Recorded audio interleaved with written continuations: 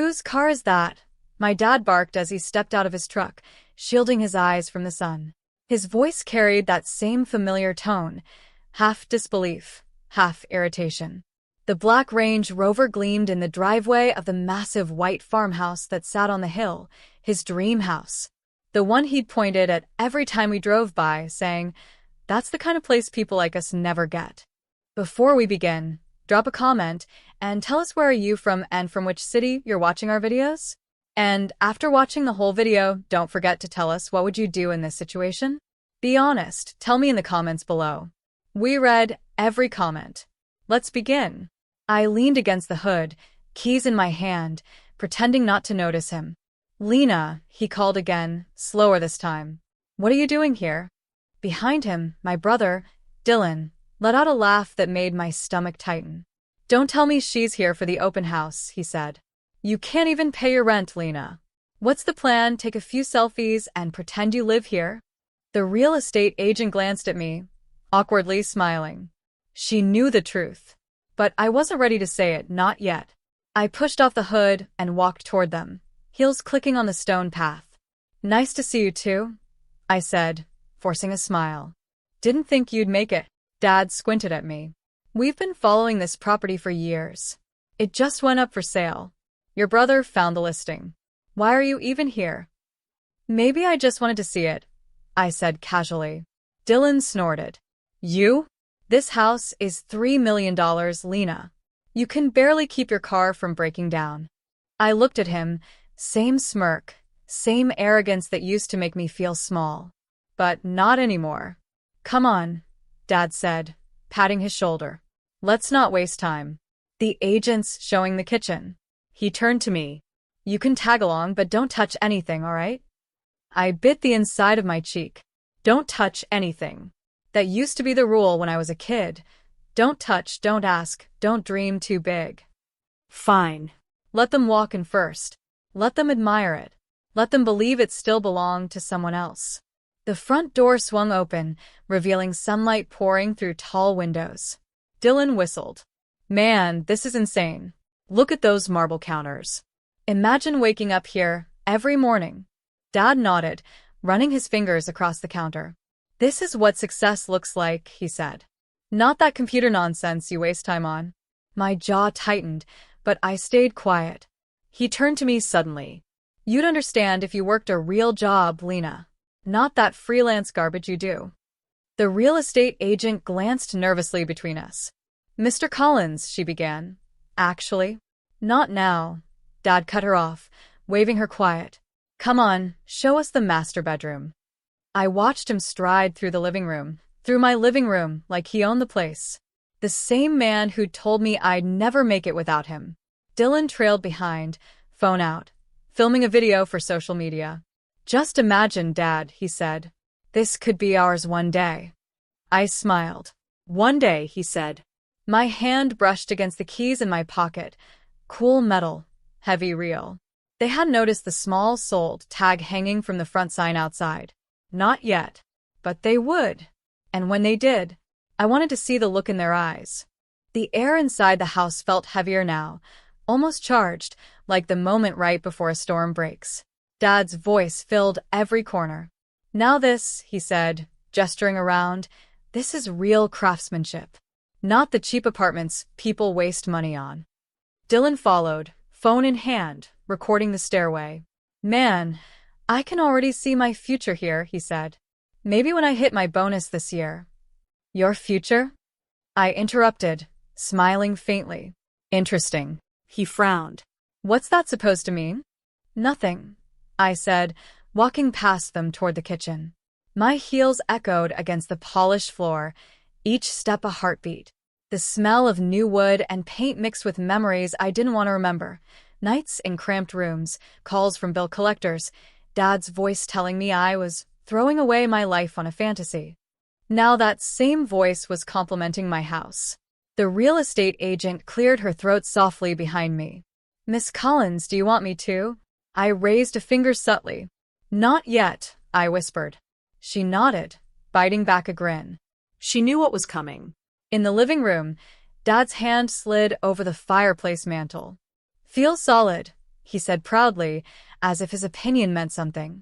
You just don't get builds like this anymore. I leaned against the wall, watching him trace the same pattern I'd studied in photos months ago before signing the final offer. You love this house, don't you?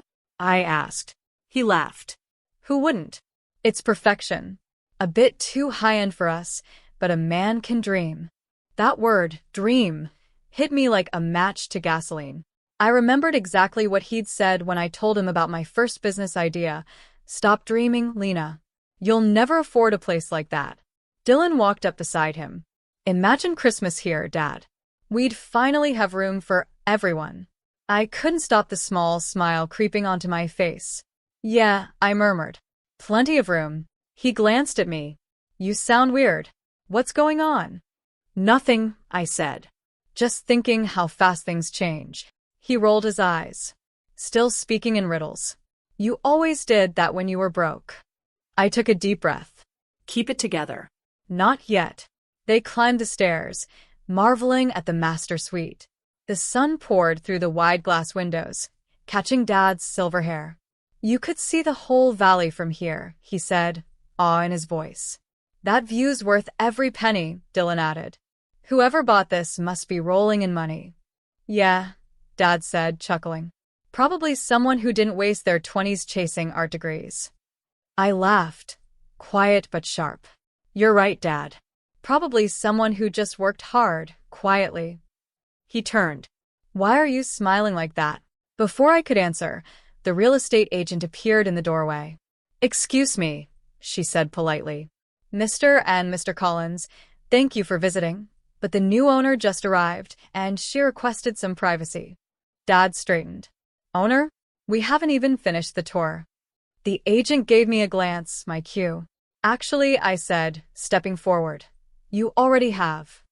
They stared at me. Dylan blinked first. What do you mean? I held up the keys, letting them dangle between my fingers. The metallic jingle cut through the silence.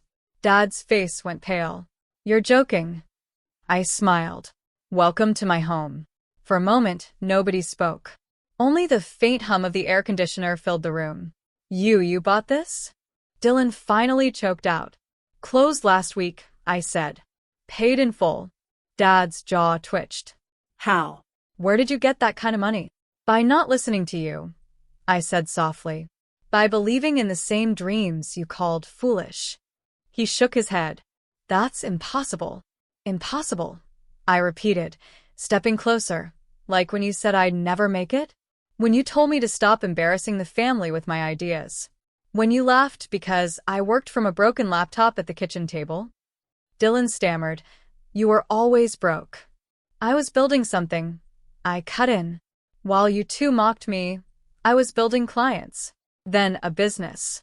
Then a company. And now this. I gestured around.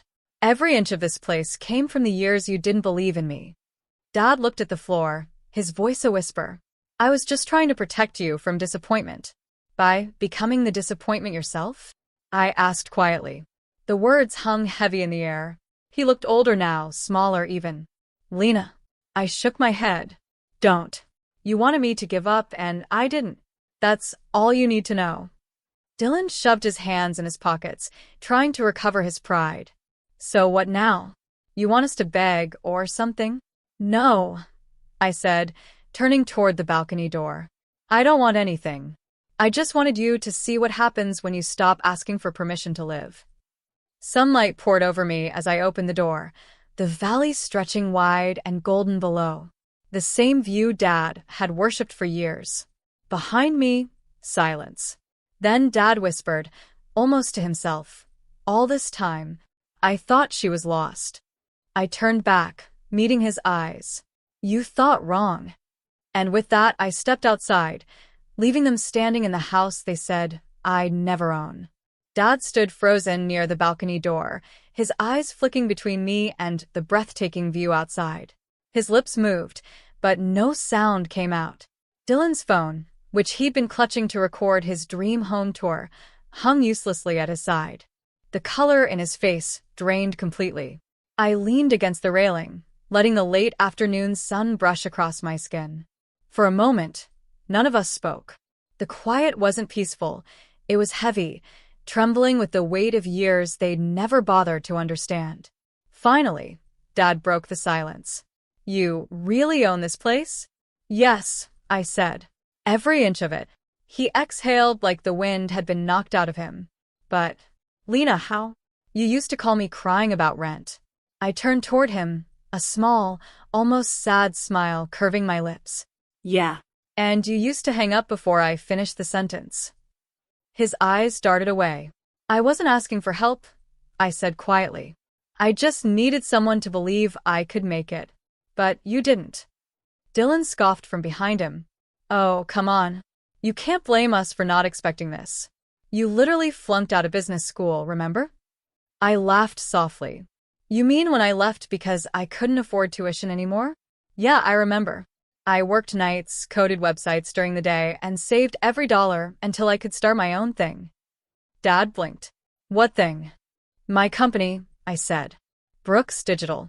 We design software and creative branding for businesses across the country. I just landed a national contract 3 months ago. The disbelief in his eyes was almost painful to watch. Brooks Digital, he repeated slowly. I've seen that name on billboards. I nodded. That's me. Dylan's jaw tightened. You're lying. Check it, I said, shrugging. You'll find my face on the website. He pulled out his phone, tapping furiously. His expression changed when the page loaded. Shock, then frustration, then silence. No way, he muttered. Dad rubbed a hand over his face, struggling to process. All this time, you were building that. All this time, I said, you were telling me I couldn't. The real estate agent stepped forward gently. Miss Brooks, the paperwork for the furniture delivery just came in. Should I confirm for tomorrow morning? Dad's head snapped toward her. Furniture delivery? Yes, she said with a polite smile. Miss Brooks bought the home fully, but the interior is being customized. I nodded. Thanks, Claire. I'll sign after they leave. When the door closed behind her, I turned to face them fully. So, Dad. You said people like us could never afford this. Guess you were half right, you couldn't, but I did. His face reddened. That's not fair. You have no idea how hard I worked to keep food on the table for you and your brother. I do, I said firmly. And I'm grateful for that. But somewhere along the line, you stopped working for your dreams and started killing mine. He blinked. When I told you I wanted to design, you laughed.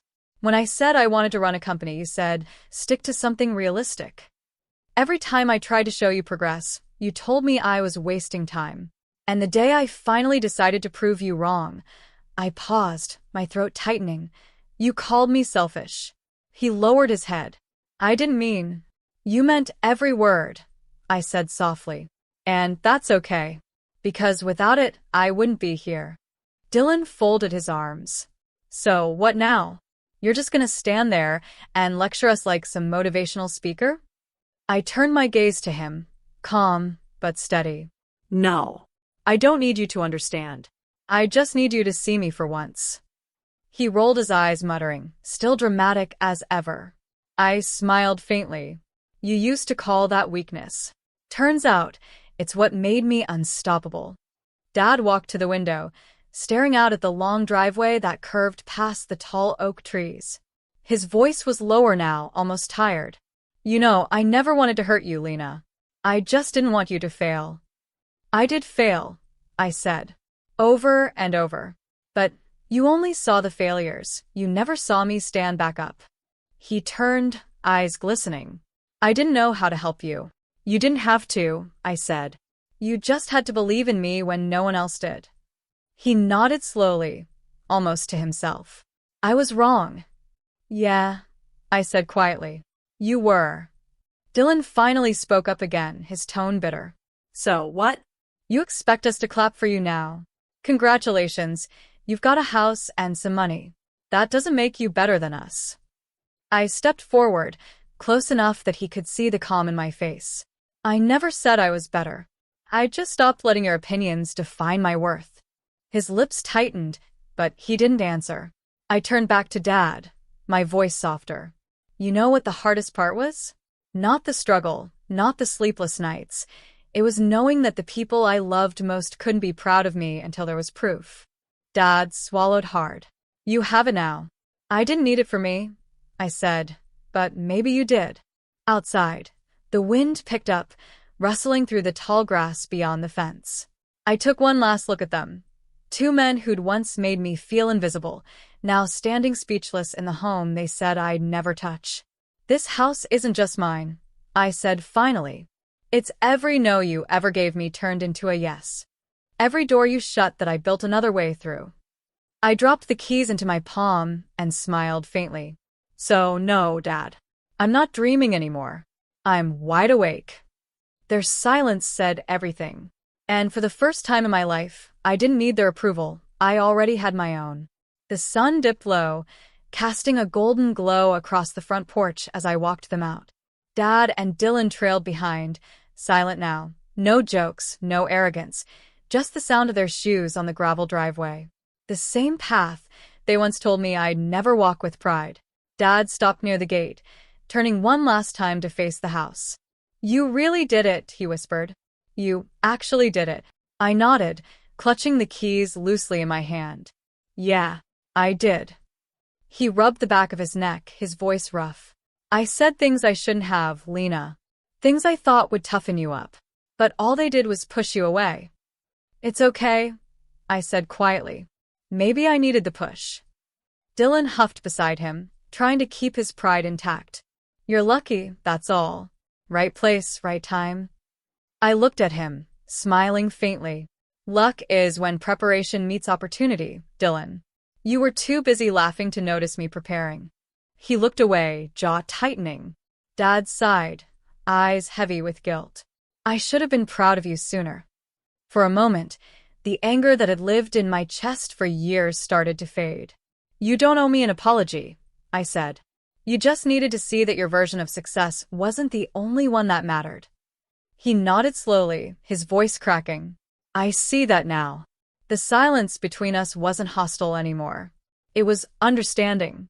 Fragile, but real. When their truck finally disappeared down the road, I stood alone in the long driveway, staring at the sunset painting the sky in streaks of orange and pink. The same sky I'd watched 1,000 times from the tiny window of my old apartment, wondering if I'd ever make it out. And now, here I was, holding proof that I did. But it didn't feel like victory. It felt like peace. I walked back inside, the floors creaking softly beneath my steps. The house was quiet now, but it didn't feel empty. Every wall carried a story. The late nights, the failed contracts, the silent meals where I promised myself I'd never give up. I set the keys on the marble counter, running my hand across the smooth surface. This is what believing in yourself looks like, I thought. Not revenge, not proving them wrong, just finally proving myself right. My phone buzzed on the counter. A message from Dad. Dad, I'm sorry for everything. I'm proud of you. Always should have been. For a long time, I just stared at the screen.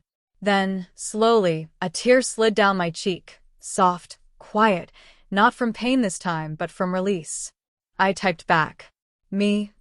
Thank you, Dad. That means more than you know. I set the phone down, stepped outside again, and leaned on the porch railing. The air smelled like fresh grass and new beginnings. Somewhere far off, a neighbor's dog barked. A breeze rustled through the trees. The world felt still, and for the first time, I wasn't running, chasing, or fighting. I was just here. I whispered to the fading light. You told me to stop dreaming. So, I turned my dreams into plans. And with that, I smiled, calm, steady, whole. Because success wasn't about the house. It was about this moment. The silence after the storm. The peace after the noise. I'd built my life from their doubt, and it was beautiful.